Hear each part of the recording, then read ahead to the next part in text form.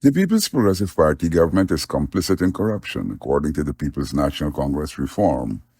PNCR economic analyst Elson Low told a recent press conference that the report by the United States Department of State of sanctions against three Guyanese, including a permanent secretary, suggests that the corruption has reached the highest level of government. The president has to speak on this matter.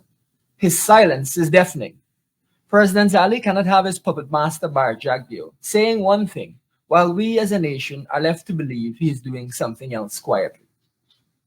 President Ali has to man up and let us hear from him. He said that the permanent secretary, May Toussaint Thomas, was pulled in by the U.S. immigration authorities in Florida last year. She had her visa revoked and she returned home. Lowe said that she should have been acted upon since then. Instead, the PPP protected her, he said. She should have been sent on leave since then in order to carry out a thorough investigation. But the PPP encourages corruption, so these serious indications of potential wrongdoing are always swept under the carpet. We are aware that she is but the first of a long list of senior PPP officials who are likely to face sanctions as the U.S. policy of investigating corruption in Guyana continues. We want to urge that the government take these sanctions seriously. Lowe said that the local financial institutions need to be alerted to be able to deal with the sanctions. The PPP, through negligence and further corruption, must not turn its face from a threat to the entire local financial system.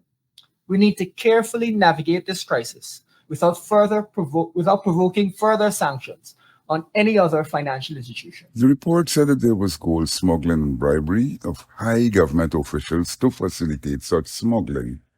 The United States is alleging that a major factor which has resulted in Guyana's anemic gold declaration figures for the last several years is gold smuggling. The PPP has allowed gold smuggling to undermine our revenue, diverting money from education, healthcare, and other critical areas to enrich their elite friends, family, and favorites. It is no small wonder, then, that they continue to refuse to pay nurses, teachers, and other public servants a competitive wage.